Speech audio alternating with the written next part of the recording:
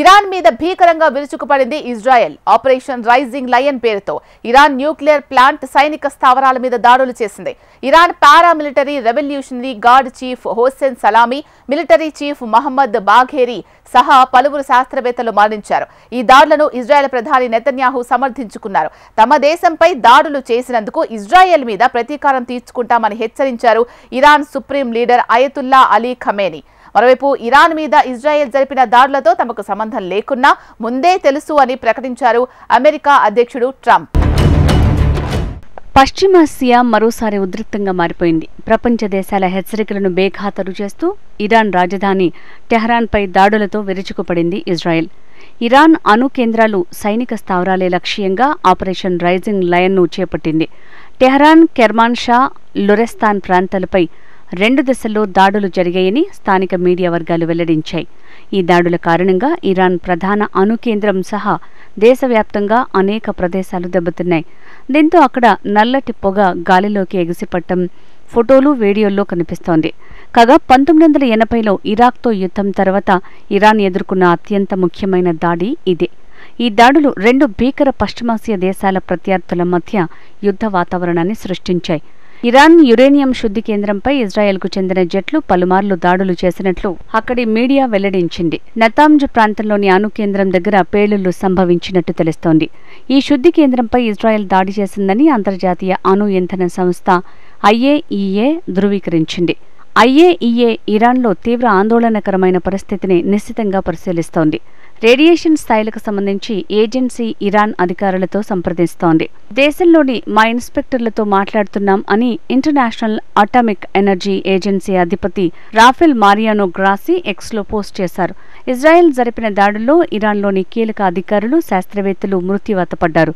IRGC head quarters పై Israel జరిపిన దాడుల్లో revolutionary gourd దళం అధిపతి మేజర్ జనరల్ హోసెన్ సలామీ, ఆ దేశ మిలిటరీ చీఫ్ మహమ్మద్ బాఘేరీ మరణించారు. Khatam al Anbiya headquarters chief Ali Rashid, Iran supreme leader సలహాదారు అలీ షంఖానీ కూడా ఇజ్రాయెల్ దాడిలో చనిపోయారు. IRGC ఎయిర్ కమాండ్లోని అధికారులు భూగర్భ బంకర్లో ఓ సమావేశం నిర్వహిస్తుండగా ఇజ్రాయెల్ దాడి చేసింది. వీరితో పాటు సైన్యంలోని సీనియర్ జనరల్స్ కూడా ప్రాణాలు కోల్పోయారు. ఈ దాడిలో ఇరాన్కు జరిగిన నష్టంపై తమ సైన్యం అంచనా వేస్తోందన్నారు. తాను చేపట్టిన ఆపరేషన్ రైజింగ్ లయన్పై స్పందించారు ఇజ్రాయెల్ ప్రధానమంత్రి బెంజమిన్ నెతన్యాహు. ఇరాన్ అణు కార్యక్రమానికి హృదయం లాంటి ప్రదేశాన్ని తాము ధ్వంసం చేశామని వెల్లడించారు. మా మనుగడను సవాల్ చేసే ఇరాన్ ముప్పును తిప్పికొట్టేందుకే చేపట్టిన సైనిక చర్య ఇది. ముప్పును పూర్తిగా తొలగించేంత వరకు ఈ ఆపరేషన్ కొనసాగుతుంది.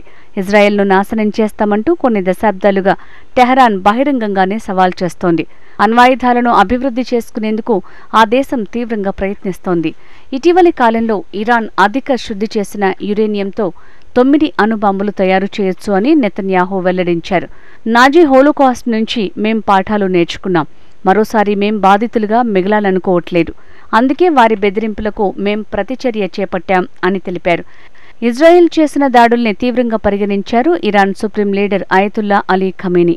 తమ దేశంపై దాడులు చేసినందుకు ఇజ్రాయెల్ కఠినమైన శిక్ష ఎదుర్కొంటుందని ఆయన హెచ్చరించారు. ఇజ్రాయెల్పై ప్రతీకారం తీర్చుకుంటామని ప్రకటించారు ఖమేనీ. ఇరాన్లోని నివాస కేంద్రాలపై దాడి చేసి ఇజ్రాయెల్ తన దుర్మార్గపు స్వభావాన్ని మరోసారి బహిర్గతం చేసిందని మండిపడ్డారు. ఇజ్రాయెల్ తన దుష్ట రక్తపు మరకలు పడిన చేతిని ఇరాన్పై తెరిచిందని ఆరోపించారు. ఈ మేరకు ప్రకటన విడుదల చేశారు. కాగా ఇరాన్ సైనిక, అణు స్థావరాలే ఇజ్రాయెల్ దాడులు చేయడంతో అయతుల్లా అలీ ఖమేనీ ఈ వ్యాఖ్యలు చేశారు. ఉద్రిక్తతల దృష్ట్యా ఇరాన్ ముందు జాగ్రత్త చర్యగా తమ గగనతలాన్ని మూసివేసింది. దేశవ్యాప్తంగా అన్ని విమానాశ్రయాల్లో విమానాల రాకపోకల్ని నిలిపివేసింది. అటు టెహరాన్లో అత్యయిక స్థితిని ప్రకటించారు. ఇరాన్పై ఇజ్రాయెల్ చేస్తున్న దాడుల గురించి తమకు ముందే తెలుసని అమెరికా అధ్యక్షుడు డొనాల్డ్ ట్రంప్ పేర్కొన్నారు. అయితే ఈ దాడుల్లో తమ ప్రమేయం లేదని స్పష్టం చేశారు. ఇరాన్ అణ్వాయుధాలు కలిగి ఉండకూడదని ఆయన స్పష్టం చేశారు. దీనిపై ఆ దేశం చర్చలకు తిరిగి రావాలని తాను కోరుకుంటున్నట్లు తెలిపారు. ఇరాన్ ఏదైనా ప్రతీకార దాడులకు పాల్పడితే దాన్ని ఎదుర్కొనేందుకు తమ సెంట్రల్ కమాండ్ సిద్ధంగా ఉందని వ్యాఖ్యానించారు. దాని నుంచి అమెరికా తనను తాను రక్షించుకోవడంతో పాటు ఇజ్రాయెల్ను కూడా కాపాడేందుకు సిద్ధంగా ఉందన్నారు. ఇజ్రాయెల్ దాడులకు ముందు ట్రంప్ చేసిన ప్రకటన వైరల్గా మారింది. ఇరాన్ అణు సమస్యను దౌత్యపరమైన మార్గాలతో పరిష్కరించుకునేందుకు మేం కట్టుబడి ఉన్నాం. దీనిపై చర్చలు జరపాలని నా అధికారులను ఆదేశించాను. అది గొప్ప దేశమే కావచ్చు, కానీ వారు ముందుగా అణ్వాయుధాలను కలిగి ఉండాలనే ఆశను వదులుకోవాలని ట్రంప్ ట్రూత్ సోషల్లో రాసుకొచ్చారు. కాగా ఇరాన్ మీద ఇజ్రాయెల్ చేసిన వైమానిక దాడులతో తమకు ఎలాంటి సంబంధం లేదని స్పష్టం చేశారు యుఎస్ విదేశాంగ కార్యదర్శి మార్కో రూబియో. ఇజ్రాయెల్ ఏకపక్షంగా చర్యలు ప్రారంభించింది. ఆ ప్రాంతంలోని అమెరికన్ దళాలను రక్షించడంపైనే మా దృష్టి ఉంది. ఈ దాడుల నేపథ్యంలో ఇరాన్కు స్పష్టంగా ఒకటి చెప్పాలనుకుంటున్నా. అమెరికా ప్రయోజనాలను గాని మా సిబ్బందిని గాని లక్ష్యంగా చేసుకోకూడదు అని రూబియో పేర్కొన్నారు. మరోవైపు ఇరాన్పై ఇజ్రాయెల్ వైమానిక దాడుల నేపథ్యంలో ఈ రెండు దేశాల్లో నివసిస్తున్న భారత పౌరులను ఉద్దేశించి అక్కడి మన ఎంబసీలు అడ్వైజరీలు జారీ చేశాయి. ఎవరూ అనవసర ప్రయాణాలు చేయొద్దని, సురక్షిత ప్రాంతాలకు వెళ్లాలని సూచించాయి. ప్రస్తుత ఉద్రిక్తతల నేపథ్యంలో భారత పౌరులు, భారత సంతతి వ్యక్తులంతా అప్రమత్తంగా ఉండాలి. స్థానిక అధికారులు చెప్పే భద్రతా ప్రమాణాలను పాటించండి. ఎప్పటికప్పుడు ఎంబసీల సోషల్ మీడియా ఖాతాలను అనుసరించి తాజా సమాచారం తెలుసుకోండి. అనవసర ప్రయాణాలు చేయొద్దు. అత్యవసర పరిస్థితుల్లో సురక్షిత శిబిరాలకు చేరుకునేందుకు సిద్ధంగా ఉండండి అని ఇరాన్, భారత దౌత్య కార్యాలయాలు పేర్కొన్నాయి.